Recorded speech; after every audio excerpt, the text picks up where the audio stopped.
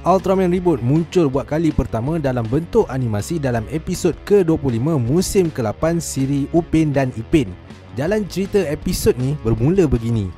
Sebelum aku nak cerita kat korang pasal episod tu, aku nak bagi tahu kat korang yang dalam episod ni Upin, Ipin dan kawan-kawan dia bertugas dalam sebuah pasukan pertahanan yang bernama Defense Rescue Force ataupun singkatannya DRF. Ceritanya bermula apabila DRF dia nak siasat tentang berbola api yang telah jatuh ke bumi dan menyebabkan bandar Kuala Lumpur ni dikelilingi dengan jerebu.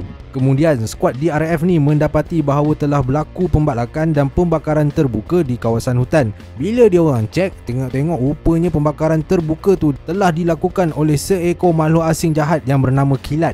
Kilat kemudiannya telah menyerang kedua-dua jet DRF iaitu Aman 1 dan Aman 2. Tapi muncullah salah seorang ahli pasukan DRF yang bernama Terasawa telah bertukar menjadi Ultraman Reboot.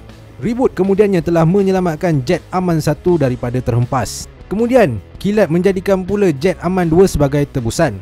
Reboot cuba nak selamatkan Aman 2 tapi Kilat telah mencampaknya ke arah jalan raya. Muncullah Reboot sempat untuk menangkap dan menyelamatkan semua orang yang ada dalam jet Aman 2 tu. Sebaik sahaja dapat menyelamatkan Aman 2 daripada terhempas, Kilat menembak belakang Reboot.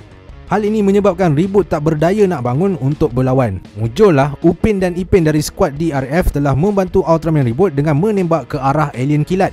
Bantuan Upin dan Ipin tu telah menyebabkan Reboot dapat bangun semula dan berlawan dengan Kilat. Pada waktu tu Kilat menyedari yang kekuatan dia tak setanding dengan Ultraman Reboot. Jadi apa yang dia buat? Dia pun bakarlah kawasan sekeliling dia dan menyebabkan lebih banyak asap yang timbul. Dan asap tu telah digunakan oleh alien Kilat untuk dijadikan sumber kekuatannya. Skuad DRF yang menyedari helah Kilat tu kemudiannya telah mengeluarkan penyedot asap untuk menghilangkan asap dan seterusnya menghilangkan sumber kekuatan Kilat. Kilat kemudiannya telah melepaskan serangan ke arah Reboot tapi telah berjaya dielak. Namun begitu, serangan Kilat tu telah terkena pencawang elektrik dan menyebabkan lahirnya raksasa yang baru bernama Halilintar. Halilintar menjadi sangat besar, malah menjadi lebih besar daripada Ultraman Reboot hasil daripada memakan elektrik yang bocor daripada pencawang yang tumbang tadi. Kemudian Halilintar terus bergerak menuju ke bandaraya Kuala Lumpur. Reboot perlu segera ke Kuala Lumpur untuk menyelamatkan penduduk di sana, tapi sebelum tu dia perlu memusnahkan alien Kilat. Maka dia pun melepaskan serangan Galaxium Blaster ke arah Kilat lalu memusnahkannya hingga hancur berkecai. Di Kuala Lumpur, Halilintar cuba menyerang seorang kanak-kanak yang ada bersama-sama dengan Upin dan Ipin pada ketika itu. Muncullah Ultraman Reboot datang tepat pada masanya dan menghalang serangan Halilintar menggunakan Reboot Blocker miliknya. Kemudian Halilintar telah melibas Reboot Blocker Ultraman Reboot dan menembak dada Ultraman Reboot sehinggakan dia tidak sedarkan diri. Upin dan Ipin cuba membantu Ultraman Reboot dengan menembak Halilintar sambil memberi kata-kata semangat kepada Ultraman Reboot supaya dia bangkit semula. Melihat Upin dan Ipin yang diserang oleh Halilintar, Ultraman Reboot bangkit semula dan kemudian menyerang Halilintar menggunakan remote cutter miliknya untuk memotong tanduk-tanduk Halilintar yang merupakan sumber kuasa serangannya. Selepas itu, dengan menggunakan Strong Net, Ultraman Reboot berjaya mengurung Halilintar dan kemudian mencampaknya keluar daripada bumi dan seterusnya menyelamatkan bumi dari ancaman raksasa dan juga pencemaran.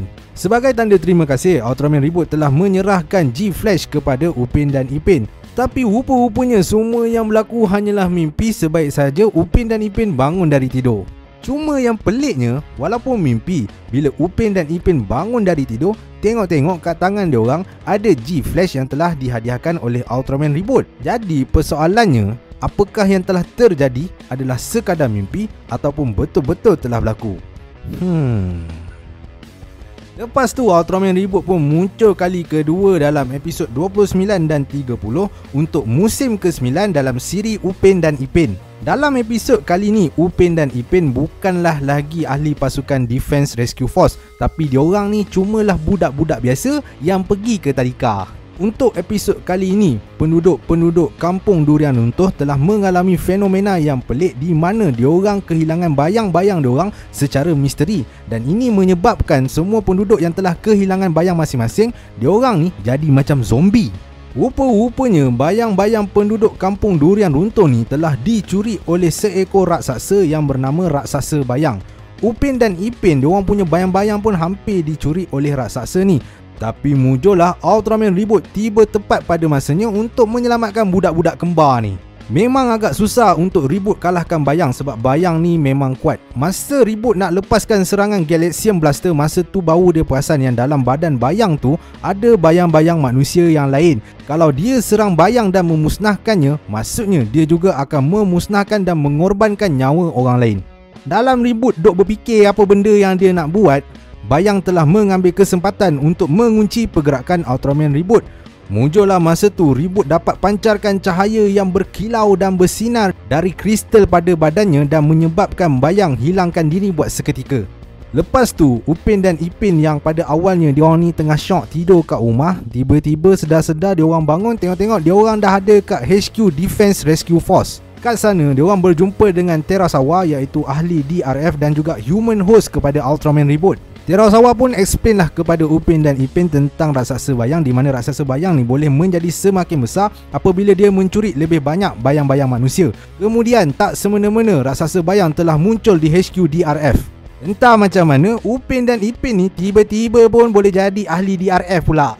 Jadi dua budak kembar ni pun naik jet dengan Terasawa untuk selamatkan bayang-bayang manusia yang ada dalam badan raksasa bayang. Upin dan Ipin kemudiannya berjaya masuk ke dalam badan raksasa bayang selepas dia ditidurkan dengan peluru tidur. Lepas tu Upin dan Ipin pun lepaskanlah bayang-bayang manusia yang ada dalam raksasa bayang tu. Sekali tiba-tiba bolehlah raksasa bayang tu bangun balik dan dia pun apa lagi mengamuk bila dapat tahu yang bayang-bayang ada dalam badan dia semuanya dah hilang. Sampai badan dia pun jadi kecil balik.